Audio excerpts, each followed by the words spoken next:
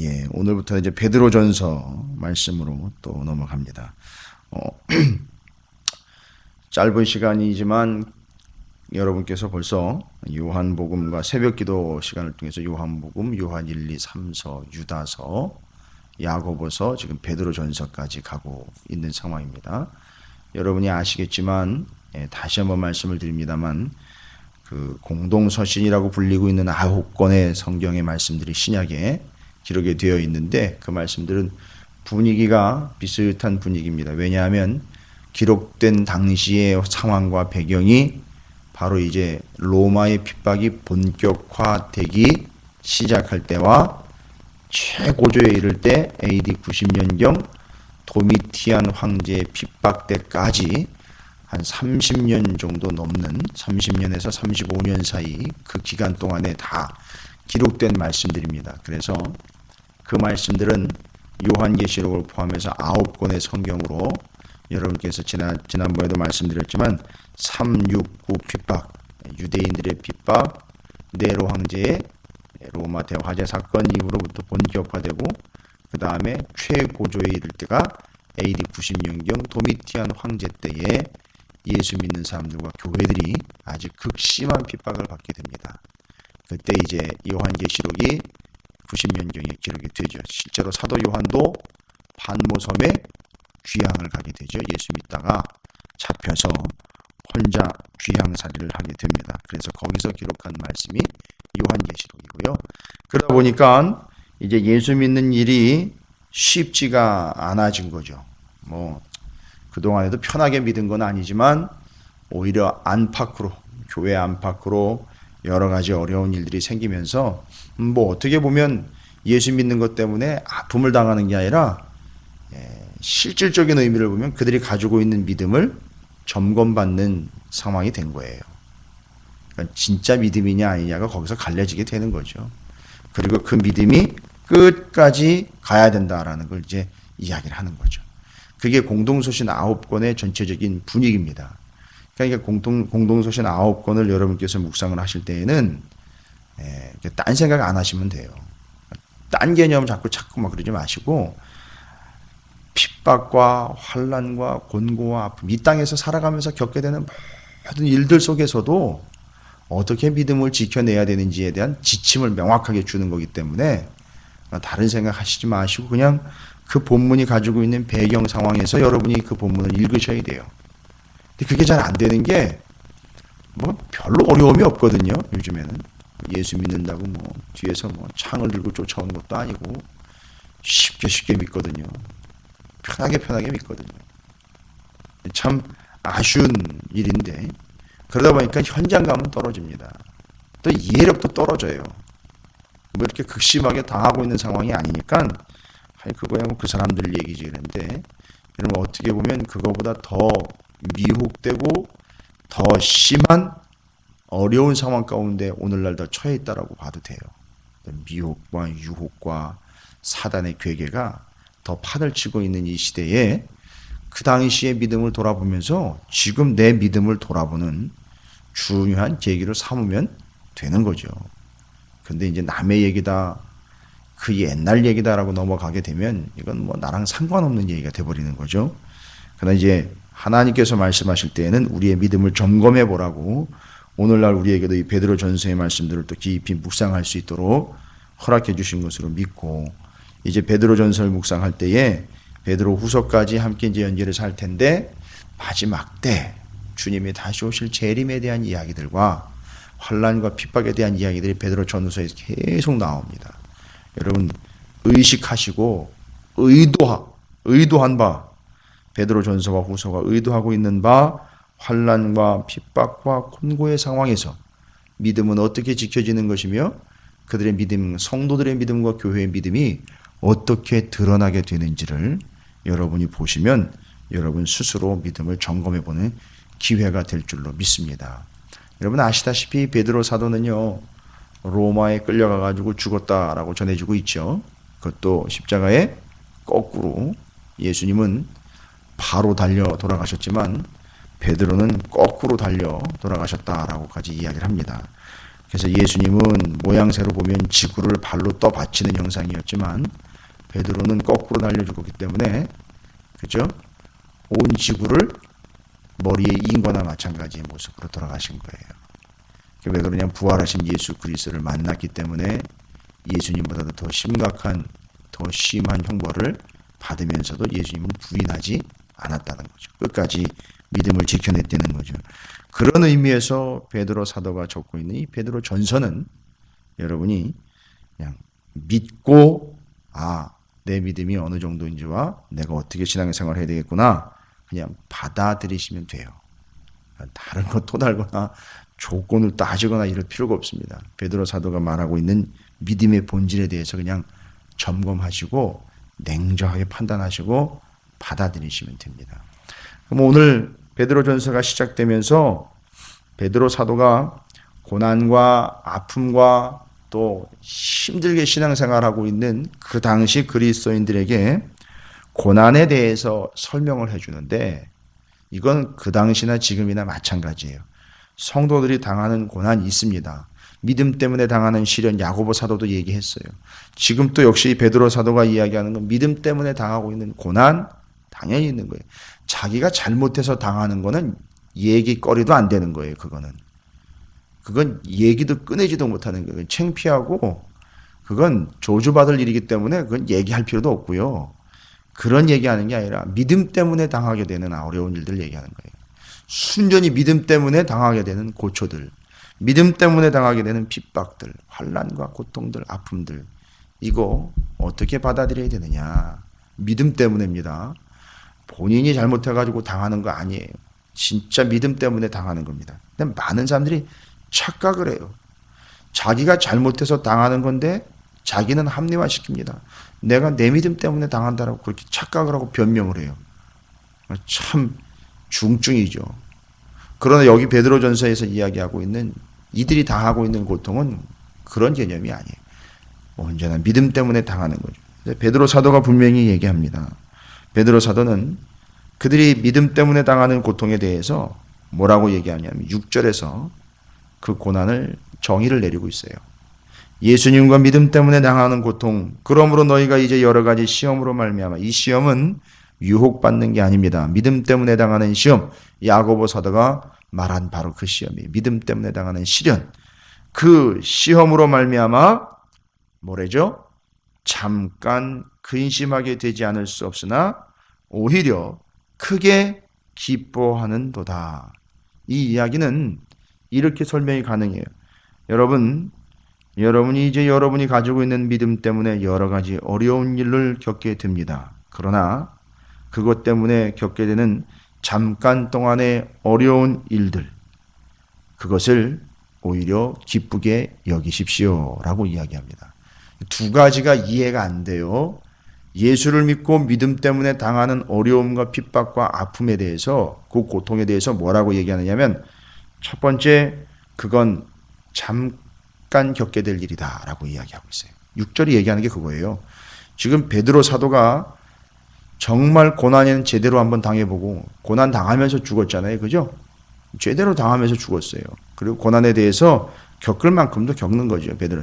그러니까 고민을 해보고 또 아픔을 당해보고 또 고초를 당해봤다. 베드로 사도가 수제자로서 그 역할도 참 중요한 역할인데 그만큼 위치에 있었기 때문에 또 그만한 고통을 당할 것 같아요. 그런데 그 고통에 대해서 믿음 때문에 당하는 고통에 대해서 성도들과 교회들에게 뭐라고 얘기합니까? 그 고통은 잠깐 동안 당하는 거예요. 잠깐 당하는 거예요. 두 번째로 그 고통을 받을 때 우리가 어떻게 하랍니까? 기뻐하라는 거예요. 여러분 이게 이해가 안 될 수 있어요. 이거는 그걸 터득하지 않은 사람은 몰라요. 그런데 아직 터득하지 못한 이들에게 이걸 가르쳐주고 있는 거예요. 그 고통은 잠깐입니다. 여러분 그 고통은 기뻐하셔야 될 일입니다. 라고 이야기를 해요. 고난당하는 거를 잠깐이고 그건 기뻐할 일입니다. 라고 이야기를 해요. 여러분 이해가 되세요? 믿음 때문에 아무리 믿음이라고 하지만 아무리 내가 예수를 믿는다고 하지만 예수 때문에 심지어는 지금 저 미전도 종족 가운데에서 내지는 예전에 우리 상황도 그렇죠? 그 많은 일들을 믿음 때문에 겪고 있는 수많은 사람들이 믿음 때문에 핍박과 조롱을 당하고 아픔을 당하고 있는 사람들에게 뭐라고 얘기합니까? 그렇게 당하는 핍박과 아픔은 잠깐입니다. 그리고 그건 오히려 기뻐할 일입니다. 라고 이야기를 해요. 그러니까 이거 완전히 역설이죠. 지금 당하고 있는 사람들한테는 섭섭하게 들릴 수도 있고 이해 안 되는 말일 수도 있어요. 그런데 이제 그 근거에 대해서 이야기를 합니다. 그 근거는 뭐냐면요. 왜 하나님은 우리가 당하는 여러 가지 시험, 믿음 때문에 당하는 고통이 잠깐이라고 이야기를 했고 오히려 왜 그게 기뻐할 일이냐고 이야기했느냐면 잠깐은 뭐에 비하면 잠깐입니까? 믿음 때문에 당하는 고통과 시련과 아픔은 믿음으로 인하여 얻게 될 장차 영광에 비하면 잠깐이라는 거예요. 믿음으로 인하여 얻게 될 영생에 비하면 지금 겪고 있는 그 고난과 아픔은 잠깐이라는 거예요. 그러니까 뭐 하라는 거예요? 그 영혼을 위해서 이 잠깐을 투자하라는 거예요. 참아내려는 겁니다. 견디어내려는 거예요. 통과하라는 겁니다. 피해가려는 게 아니라 영원과 영생과 그 영광에 참여하기 위해서 지금 당하는 고통은 잠깐이니까 자꾸 잔머리 써가지고 어떻게 벗어나려고 하지 말고 겪어내려는 거예요. 그 믿음이 없으면 겪을 수 없어요. 어떻게 해서든지 좀 피해가 보려고 하고 어떻게 해서든지 좀 방법을 써가지고 이걸 요리조리 바꿔가지고 돌려보거나 아니면 내가 돌아가거나 이렇게 하고 싶은 게 사람 마음이거든요. 그런데 베드로 사도는 이야기합니다. 믿음 때문에 당하는 고통은 장차 받을 영광과 영생에 비하면 잠깐이니까 그냥 통과하십시오. 견뎌내십시오. 그냥 받아내십시오. 라고 이야기하는 거예요. 그 다음에 그것이 기쁨이라고 이야기를 해요. 뭐가 기쁨입니까? 두들겨 맞고 사자 밥이 되고 찢기고 죽이고 당하고 십자가에 거꾸로 매달려 죽는데 그게 뭔 기쁨입니까? 여러분 역시 그것도 지금 당하고 있는 그것도 너무너무 힘들고 아프고 울며 불며 매달려야 되지만 생각해 보십시오. 장차 하나님의 영광에 참여했을 때의 그 기쁨과 감격 그것에 비하면 정말 하나님 앞엔 아무것도 아닌 오히려 그 고통 기뻐해야 될 일이다라는 거죠. 장차 받을 영광을 봤을 때에는 지금 당하는 고통을 오히려 짜증내거나 힘들어하거나 고통스러워하는 것으로 인상을 찡그리며 신앙생활할 게 아니라 장차 하나님의 영광에 참여할 걸 생각하면서 기쁨으로 받아들이려는 거죠. 그 영광과 그 기쁨을 생각하며 지금 당하는 고통을 잠깐 기쁨으로 받아들이려는 거지. 이게 고통에 대한 인식입니다. 설명이에요. 근데 뭐 이걸 받아들이지 않는다면 이유는 하나밖에 없죠. 믿음이 없는 거예요. 그건 명확한 겁니다. 지금 믿음 때문에 당하는 고통이 너무 길고 짜증납니다. 정말 힘듭니다. 또 너무 죽겠습니다. 진짜 왜 내가 예수 믿으면서 이런 일을 당해야 됩니까? 라고 계속 반문을 하면서 짜증을 낸다면 죄송한 얘기지만 믿음이 없는 거예요. 제가 그것을 책망하고 싶지는 않습니다만 믿음이 없는 거예요. 일단 믿음이 있어야죠. 그럼 그런 분들은 고통을 당하는 과정 중에 고통을 당해내는 방법을 터득하는 게 아니라 먼저 믿음을 가져야 돼요. 그래서 믿음을 먼저 챙기는 것이 순서가 되겠죠. 그래서 고난에 대해서 베드로 사도는 정확하게 이야기를 합니다. 그 고난은 잠깐 겪는 겁니다. 영생에 비하면. 그 고난은 아프다고 인상을 찡그리며 짜증내며 지나갈 게 아니라 장차 받을 영광을 생각하면 오히려 기쁨으로 받아들여야 되는 겁니다. 그럼 왜 그럼 성도들에게 그렇게 고통과 고난과 아픔을 주는 겁니까? 하나님께서는 사랑하는 이들이요. 사랑하기 때문이에요. 왜요? 이 세상에서 고통을 받음으로 이 세상에서 믿음 때문에 아픔을 겪어내므로 그 성도는 어떻게 되는 겁니까? 바로 그 고난과 아픔과 고통 때문에 결국 어떻게 되는지 아시죠? 이 땅의 것에 진절런더리가 되어버리는 거예요. 이 땅의 것에 진절런더리가 나게 되는 거예요. 야, 이 땅의 것 내가 붙잡을 게 아니구나. 이 땅에 내가 영원히 천년만년 이 땅에서 살 게 아니로구나. 하고 하나님은 그 고통을 통해서 그 사람을 짜증나게 만들고 삐뚤어진 생각을 갖게 만들려고 하는 게 아니라 내가 여기서 그냥 천년만년 살 게 아니구나. 보세요. 이 생각 자체가 얼마나 놀라운 생각인지 이건 믿음이 아니면 고백이 안 되는 거예요. 이 땅의 건 내가 취할 게 아니로구나. 내가 이 땅에다 영원히 투자할 거 아니로구나. 내가 이 땅에서 천년만년 살 거 아니지 깨닫는 거예요. 고통을 통해서. 보세요. 이게 어떤 역사가 나타나느냐 하면 그 사람에게 그 사람을 그 고통을 통해서 거룩한 존재로 구별시켜 가는 거예요. 여러분, 하나님이 이 땅 가운데 성도들이 고통을 당하게 하시는 이유는 하나예요. 너 한번 당해봐라 개념이 아니라 바로 그를 이 세상에 때가 묻지 않게 하고 하나님의 나라만 소망하도록 하는 거룩한 존재가 되어 가도록 만드는 과정이 성도가 당하는 고통이에요. 예수를 믿고 여전히 고통이 없는 상황 가운데 있다. 예수님 때문에 그냥 편안하게만 살고 있다. 여러분, 그건 심각한 문제입니다. 구별되지 않았다는 얘기예요. 결국은 세상과 그냥 적당히 조절되어 살아가고 있다라는 얘기예요. 그러나 예수를 믿는 것 때문에 어려움과 고통과 아픔을 당하고 있다? 예, 맞습니다. 하나님은 그들을 이 땅 가운데 뿌리박으라고 내려놓은 게 아니라 이 땅에서 그들이 그 때와 그 흐름과 그 죄악으로부터 구별되어 거룩한 존재로 살아가라고 우리에게 고통을 허락하신 거예요. 그래서 이 땅에서 정말 고통과 아픔을 당하는 사람들은 그렇게 고백을 합니다. 내가 이젠 이 땅 것이 진절런더리가 난다. 예, 그래서 구별되는 거예요.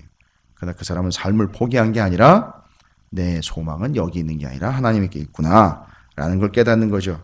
그래서 고난에 대한 베드로 사도가 베드로전서를 통해서 정리하는 게 바로 그겁니다. 고난은 잠깐이요, 고난은 오히려 기뻐할 일이며 그 고난은 성도들을 거룩하게 하여 구원 얻게 하는 하나님의 뜻입니다 라고 이야기하는 거죠. 자, 그럼 그 고난을 당하고 있는 성도들, 이제 그 성도들에 대해서 베드로 사도가 이야기를 하죠.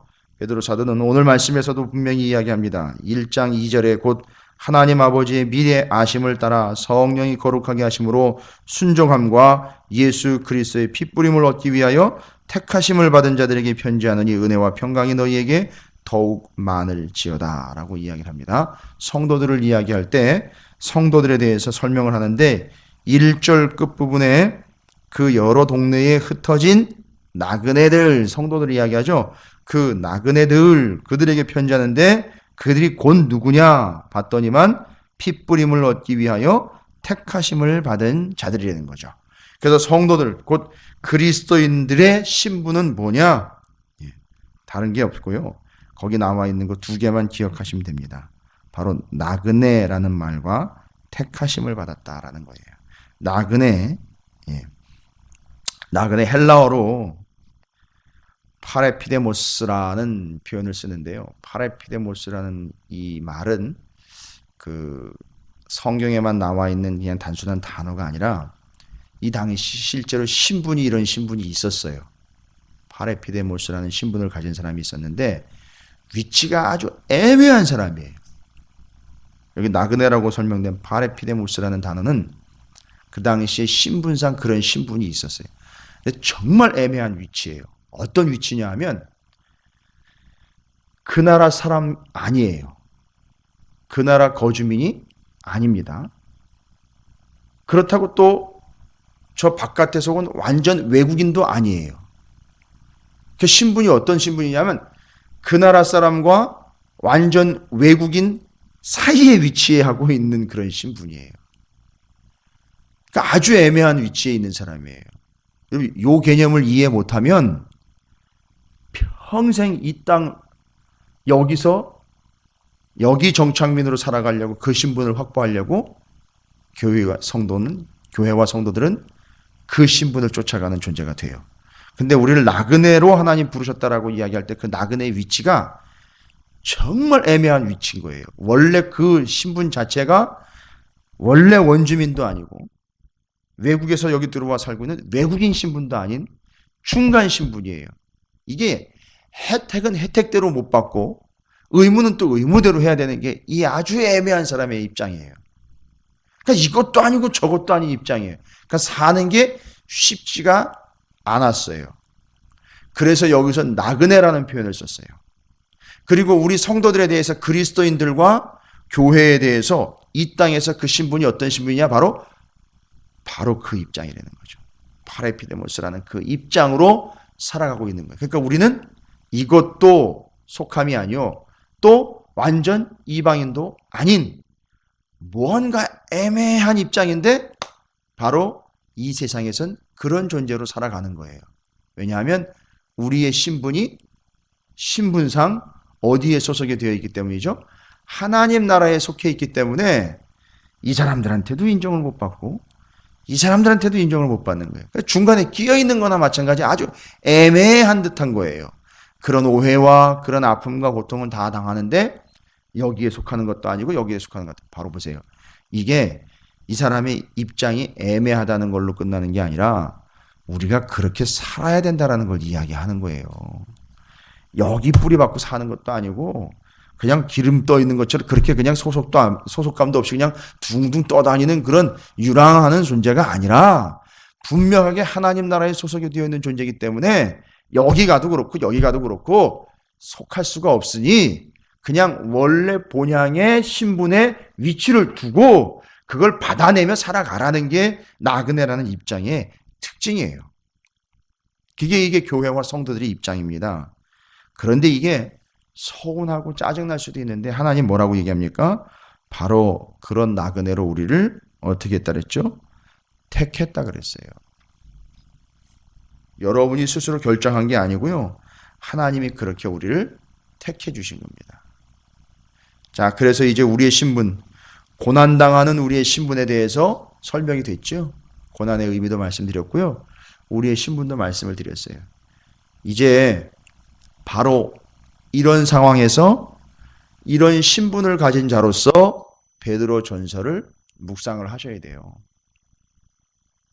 여러분이 지금 현재에 누릴 건 누리고 있고 현재 이 땅에서의 영향력 미칠 건 미치고 있고 적당히 배부르고 등 따시고 사고방식도 이 세상적인 것들을 적당히 수용해내면서 이 세상에서의 어느 정도의 위치를 가지고 있는 상황에서 베드로 전서를 묵상을 하시면요.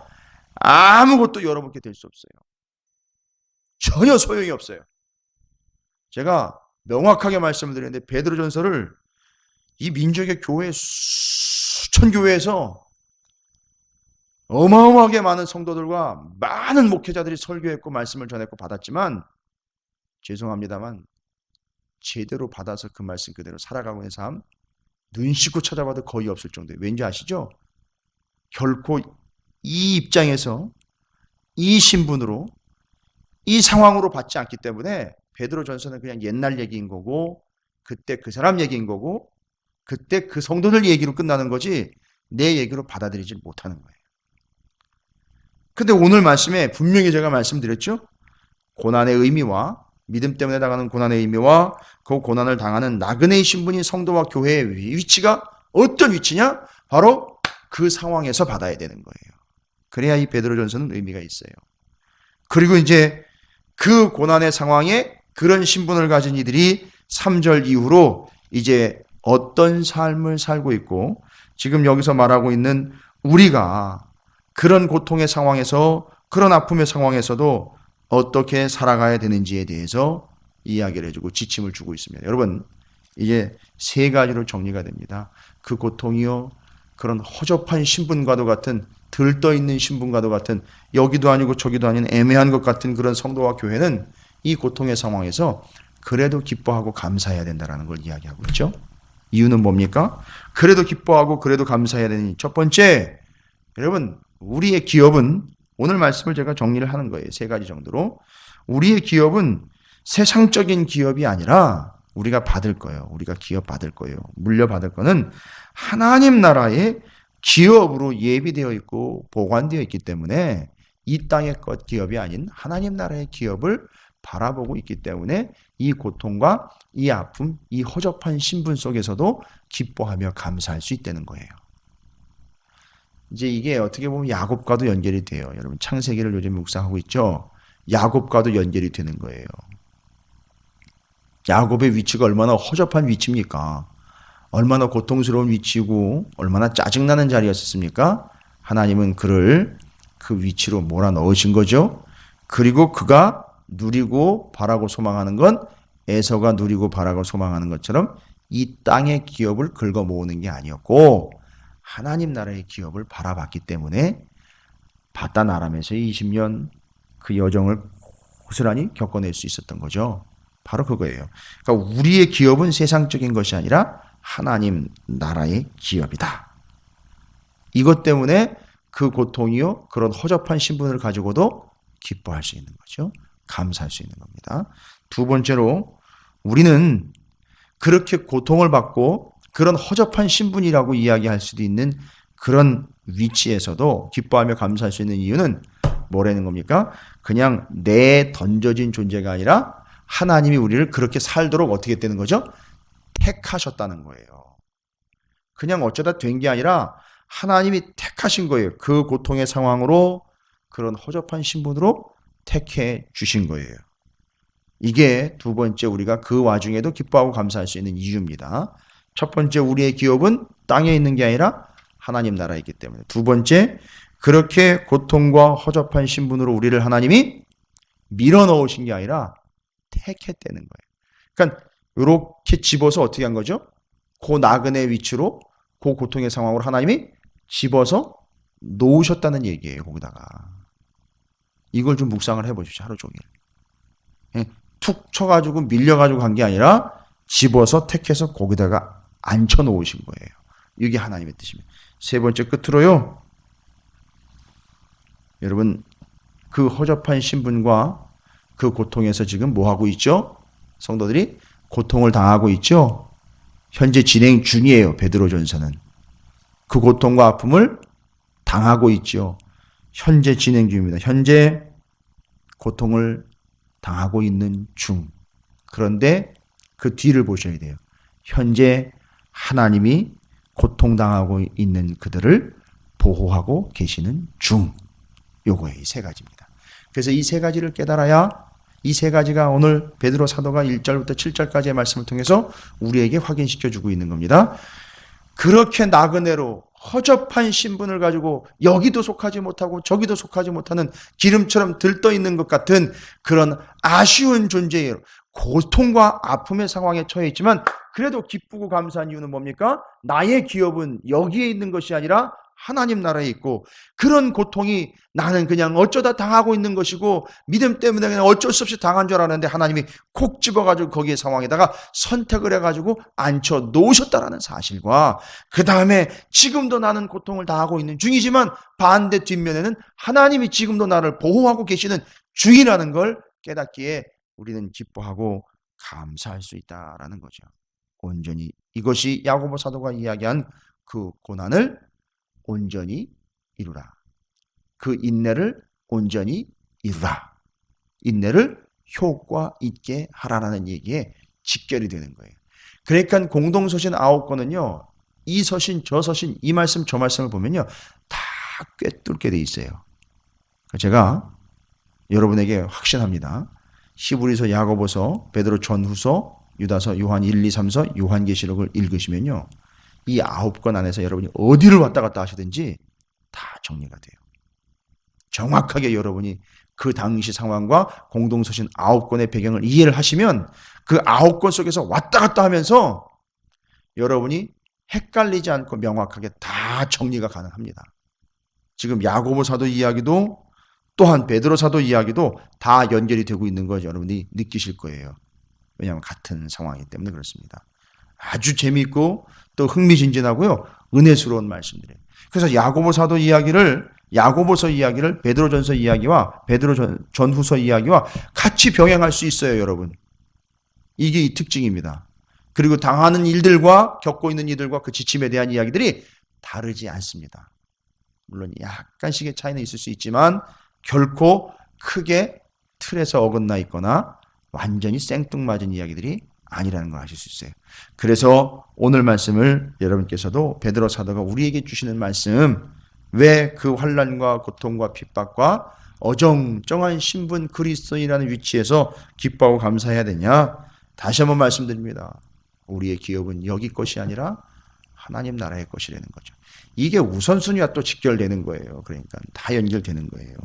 우리는 그렇게 내버려진 존재가 아니라 하나님이 택해 주셨다는 거예요. 이 세상에 허접한 나그네로 택해 주셨다는 거죠. 또한 지금 고난을 당하고 있는 중이지만 그 뒷면에는 하나님이 여전히 우리를 보호하시는 중이라는 사실. 이 세 가지가 여러분이 확인하셔야 될, 또 믿어야 될 사실인 줄로 믿습니다. 이게 우리의 지금 현재 상황입니다. 그러니까 기뻐하시고 감사하시기 바라겠습니다.